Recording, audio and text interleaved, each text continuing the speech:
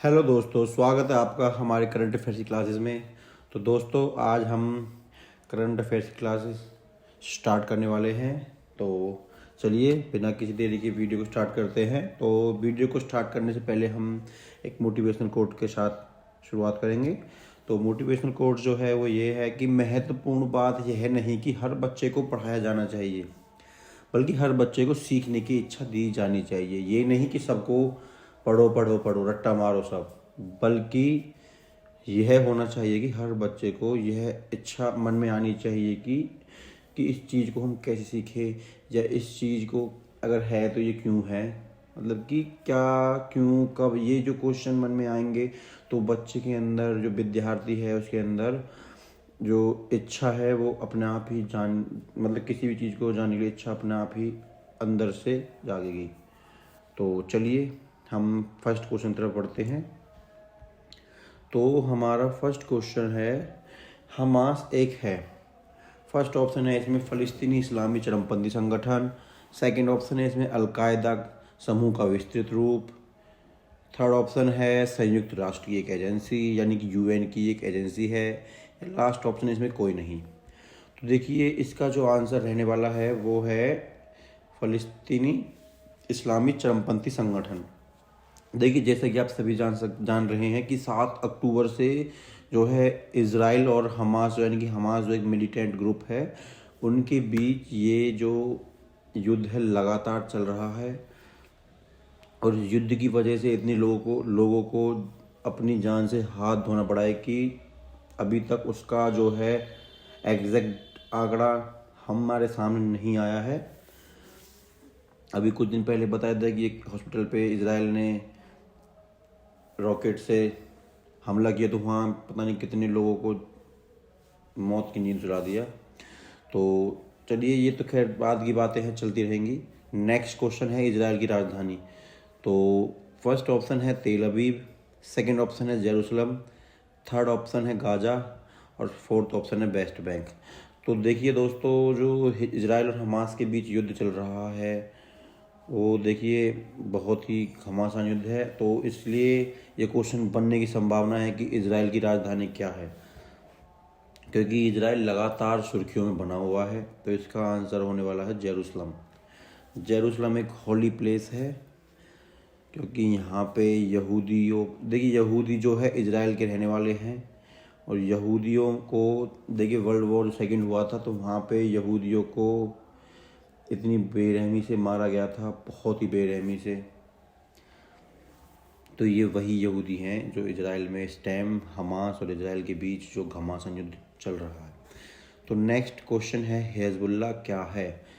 तो option first है शिया मुस्लिम राजनीतिक दल है, यहूदी राजनीतिक समूह है, या फिर ईसाई सामाजिक संगठन है, या फिर इनमें से कोई नहीं।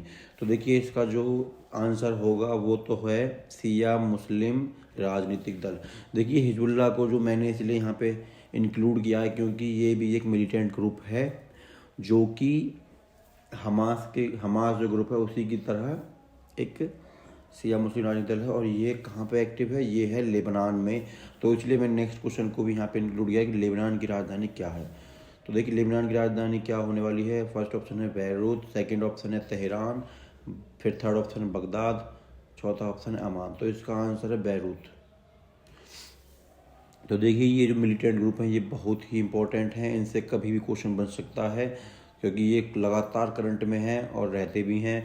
और एक और है कुर्द लड़ाके, ये भी एक मिलिटेंट ग्रुप ही है जो कि टर्की बेस है। तो इसको भी आप लोग याद रखें कि कुर्दिश लड़ाके, कुर्दिश या कोई जगह है कुर्दिश, ये कुर्द जो लड़ाके हैं ये अपने एक अलग देश की डिमांड करते हैं, कुर्दिस्तान। तो आप लोगों को ये सब चीज़ें याद रखनी है, कल को आप ये ना कहें कि हमें ये कभी पढ़ाई नहीं है। तो नेक्स्ट क्वेश्चन है वियना कन्वेंशन 1961 से किससे संबंधित है। देखिए ये जो कन्वेंशन है वो क्यों सुर्खियों में आई है। तो दरअसल हुआ ये है कि जो कनाडा के जो राजदूत हैं, यानी कि जो इंडिया में कनाडा के राजदूत हैं, उनको सिक्योरिटी कंसर्न लगा, तो इसलिए कनाडा ने उनको अपने कनाडा देश में वापस बुलाने की विड्रॉ किया है। तो इसका ऑप्शन है फर्स्ट राजनयिक सुरक्षा, सेकंड ऑप्शन है पर्यावरण से संबंधित। थर्ड ऑप्शन है ओजोन की सुरक्षा से संबंधित।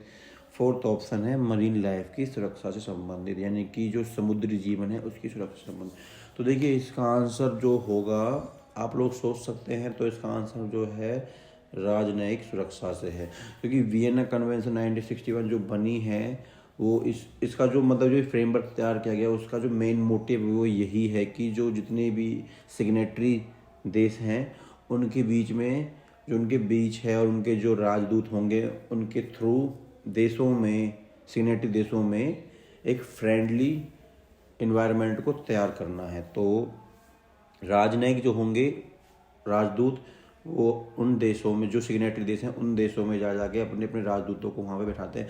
तो इसी कन्वेंशन के तहत वहाँ पे उनको सिक्योरिटी दी जाती है। तो ये आप ज़रूर याद रखना, वियना कन्वेंशन 1961 किससे संबंधित है। नेक्स्ट क्वेश्चन की तरफ चलते हैं। IPCC यानी कि the intergovernmental panel on climate change, ये जो पैनल है IPCC, इसको किसके द्वारा स्थापित किया गया है।